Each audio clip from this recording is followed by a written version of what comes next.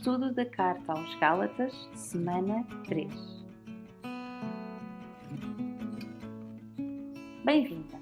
O meu nome é Rita Souza e este podcast é um complemento de um caderno de estudo feito em 2020 pela equipa das Mulheres da Igreja da Lapa em Lisboa, Portugal. Como já foi dito nos podcasts anteriores, o estudo que estamos a fazer é um estudo integral da Carta de Paulo aos Gálatas. E nesta terceira semana de estudo nós iremos concentrar-nos nos versículos 10 a 24 do primeiro capítulo.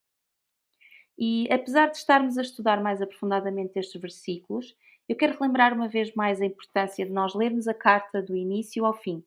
Este exercício é mesmo importante, pois ajuda-nos a cada semana não só a conhecer melhor o texto, mas também a perceber melhor o contexto de toda a carta. Terminamos a semana passada a ser alertadas para a urgência e o amor ao Evangelho, seguindo o exemplo de Paulo. Também sobre a importância de nós declararmos quem Jesus realmente é e de que formas é que nós temos lutado contra a vontade de acrescentar mais coisas ao Evangelho.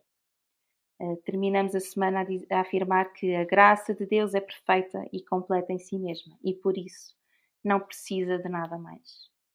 E então, esta semana, Paulo continua num tom de alerta para com os Gálatas e eu creio que posso afirmar que não é só para os Gálatas, mas também para todas nós que estamos a estudar esta carta hoje. Vamos ser lembradas, tal como diz no nosso caderno de estudo, que é Deus e só Deus, a verdade e quem merece o nosso louvor e fidelidade. Logo nestes primeiros versículos 10 e 11, Paulo faz uma grande afirmação. Ele não está à procura de agradar aos homens, ele não procura agradar aos homens, ele apenas procura agradar a Deus. E de Paulo nós só podemos contar com a verdade. Ele nunca iria deixar de dizer a verdade com medo daquilo que os outros pensassem dele. Nunca iria fazer isso. E nós? De que forma é que nós temos sido como Paulo? De que forma é que nós temos sido fiéis à verdade, independentemente daquilo que os outros vão pensar sobre nós? O que é que realmente motiva o nosso desejo de sermos aceitos? Que medo é que isso nos desperta? Todo o trabalho e toda a vida de Paulo estão dedicados ao amor de Cristo e a espalhar as boas novas. O objetivo principal de Paulo é anunciar o Evangelho para que mais o possam conhecer e ter também este amor por Cristo. Ele não queria saber que consequência que isso poderia ter. Ele apenas espalhava aquilo em que acreditava. E mais à frente, nos versículos 12 a 13, nós vemos descrito de uma forma breve a referência à conversão de Paulo. E se ainda não o fizeste, sugiro que possas ler os dois textos que são sugeridos no nosso caderno, que se encontram em Atos 22, 2 a 21 e Atos 26, 4 a 23, para te inteirares de mais pormenores da conversão de Paulo. Para mim, ler estes relatos tem tanto de surpreendente como de comovente. Antes de conhecer Jesus, Saulo não era um mero homem religioso. Ele era um fariseu, associado do Sinédrio e um perseguidor ativo da Igreja, como ele mesmo descreve nos textos que foram sugeridos em Atos. Paulo, após o seu encontro com Jesus, e isto é impressionante, passa de perseguidor a perseguido. Deus escolheu Paulo e só pela sua graça é que um homem que perseguia os cristãos passa a amar esses mesmos cristãos. Da mesma forma, eu e tu fomos salvas porque Deus escolheu-nos ainda antes do nosso nascimento. E só através dele é que pode existir vida nova e transformação. Quando eu penso no exemplo de Paulo, lembro-me também de outras histórias, como por exemplo a história de Agostinho, que vivia uma vida promíscua antes de conhecer a Cristo e transformou-se num dos pais da Igreja. Ou também a história de George Muller, que tinha um problema com a mentira e chegou a ser preso por roubar e não se sentia arrependido de nada do que fizera. Até que um amigo começou a ler a Bíblia e levou-o a uma reunião onde ele arrepende-se dos seus pecados após escutar uma oração. Após isso, a sua vida mudou e teve como missão criar orfanatos, ajudar muitas crianças e levá-las até Jesus em Inglaterra. Tal como estas histórias certamente podíamos enumerar várias histórias de transformação, mais antigas e até mais recentes, e todas elas creio que são comoventes. Talvez possas ter alguém que te é próximo e que achas impossível vir a conhecer esta graça. Talvez estejas a sentir-te tentado a desistir dessa pessoa, mas não o faças. O mais comovente e surpreendente é que, por causa do sacrifício de Jesus e através do Espírito Santo, essa transformação pode de facto acontecer. E por isso devemos permanecer e orar. Nos versículos 14 a 15, Paulo dá o seu testemunho, não para se exaltar a ele mesmo, mas para inspirar e também para rebater as afirmações das pessoas que estavam contra a sua pregação. Paulo vinha de uma educação em que as regras eram aquilo que mais importava para se alcançar a salvação. E os judaizantes, tal como vimos na semana passada, estavam a querer acrescentar algo mais ao Evangelho. Então Paulo está a afirmar o seguinte: ser zeloso de regras não é suficiente.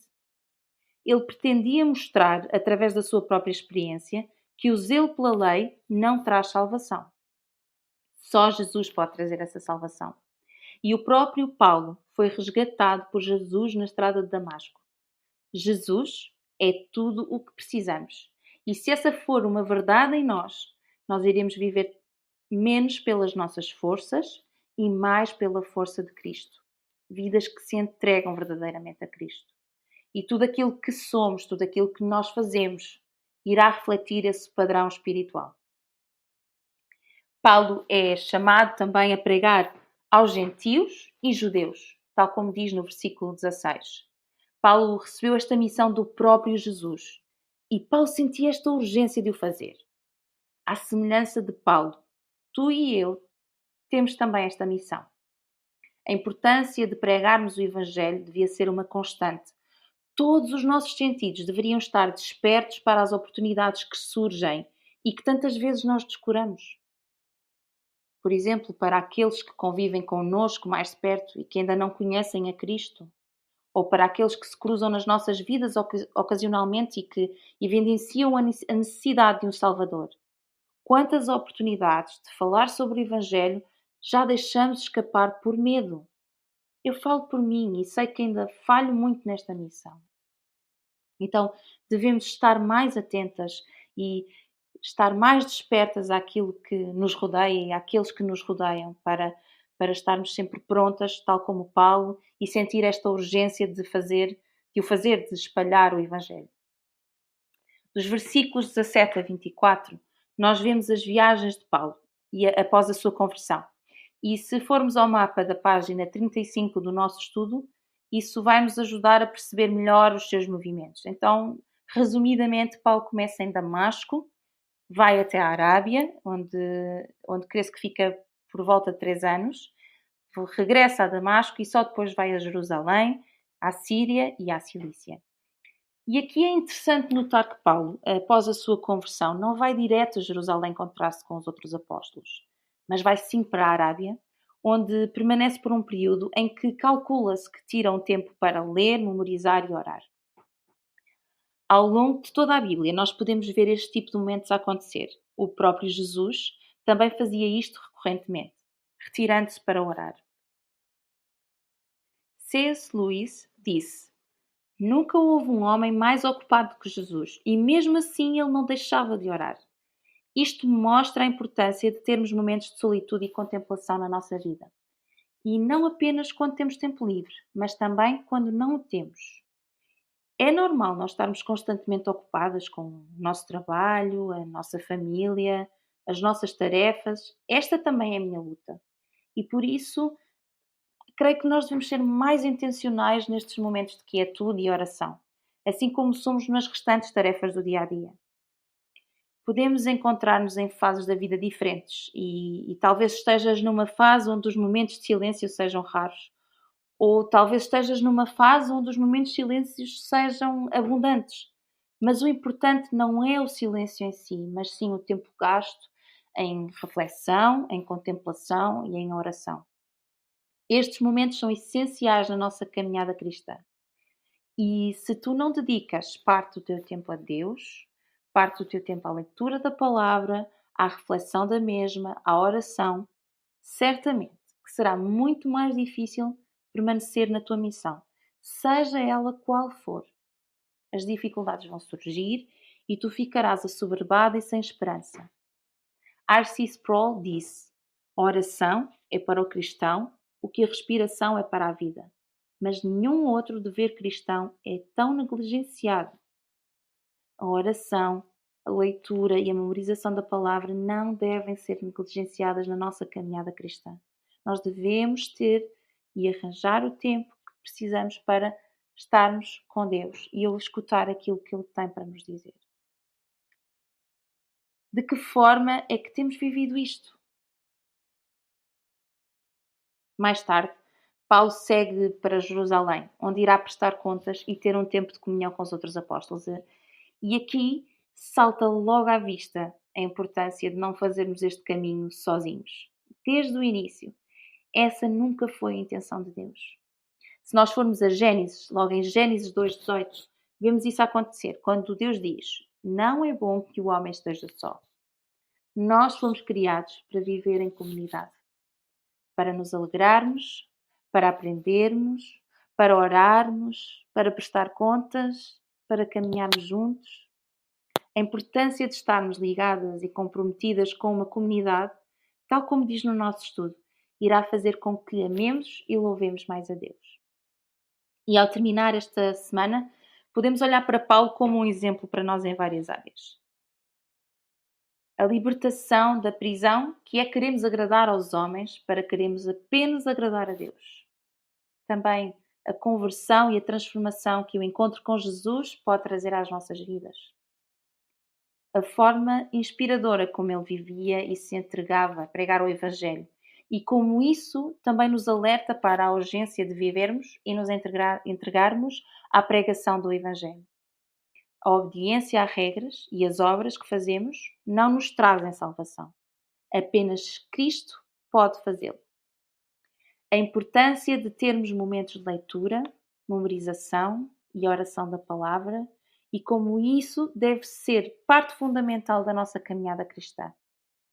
E por fim, a importância de estarmos ligadas e comprometidas com uma comunidade com a qual podemos alegrar-nos, chorar, exortar, prestar contas, orar, aprender e caminhar juntas. O exemplo de Paulo não nos deve fazer idolatrar Paulo, mas deve servir de inspiração a fazer-nos amar e glorificar mais a Deus. E para terminar, para além das questões que fui fazendo ao longo deste podcast, e sugiro que possas voltar a elas, quero deixar mais algumas questões para terminar esta semana. De que forma é que as nossas vidas têm sido como a de Paulo? Temos sido um testemunho vivo de Cristo que leva os outros a glorificar e amar mais a Deus?